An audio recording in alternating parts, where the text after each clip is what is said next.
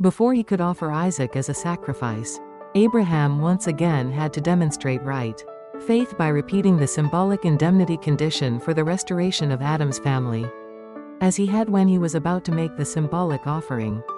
This is the reason Abraham once again put Sarah in the position of his sister, and let her be taken by a king, this time Abimelech of Gerar.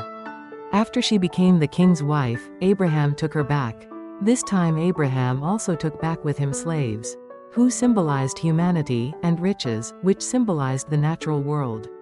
How did Abraham offer Isaac? Abraham built an altar there, and laid the wood in order, and bound Isaac his son. Then Abraham put forth his hand, and took the knife to slay his son. But the angel of the Lord called to him from heaven, and said, Abraham, Abraham? And he said, Here am I.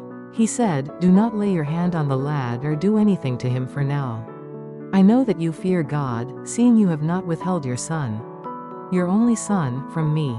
Abraham's faith was absolute. In obedience to God's command, he was about to kill Isaac, his only son, intending to offer him as a burnt offering.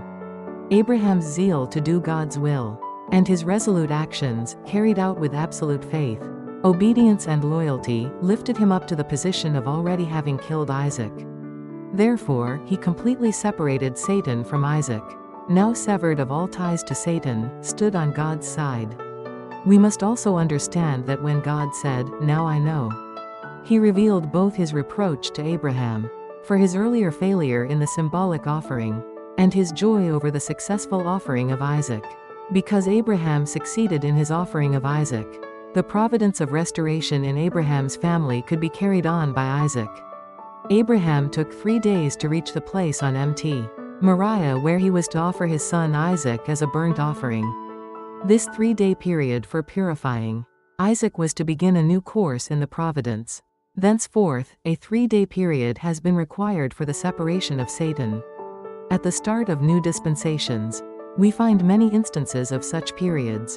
In the history of the providence, when Jacob was setting out from Haran with his family to begin the family course to restore Canaan, there was a 3-day period for the separation of Satan.